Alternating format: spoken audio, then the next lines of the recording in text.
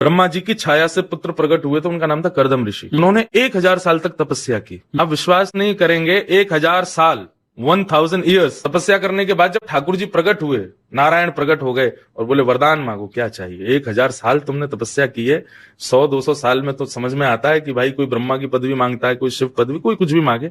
1000 साल क्या चाहिए। तो जो कर्दम ऋषि थे वो कहते हैं कि नाथ एक ही वरदान दे दीजिए। क्या। तथा सचाहम परिवोढ़ काम समान शीलाम ग्रहमेद धेनुम।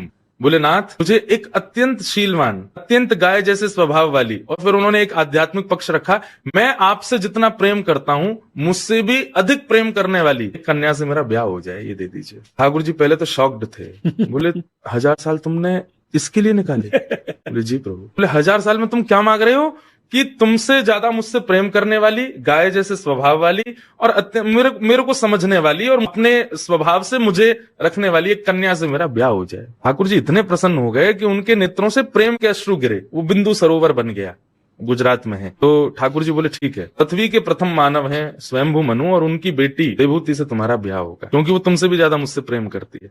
लेकिन तुमने 1000 साल बाद एक ऐसी वस्तु मांगी है कि मैं इतना खुश हूं तुमसे कि मैं एक वरदान में मेरे को संतुष्टि नहीं, मैं एक अपनी तरफ से और देना चाहता हूं। बोले वो क्या देंगे। बोले तुम दोनों के यहाँ पुत्र बन के मैं ही आऊंगा, मैं ही तुम्हारे यहाँ पुत्र रूप में जन्म लूंगा। क्योंकि एक नारी का सम्मान करने वाला और नारी के सम्मान में इतना लंबा तप करने वाला पहला व्यक्ति मिला मुझे, और ये तब की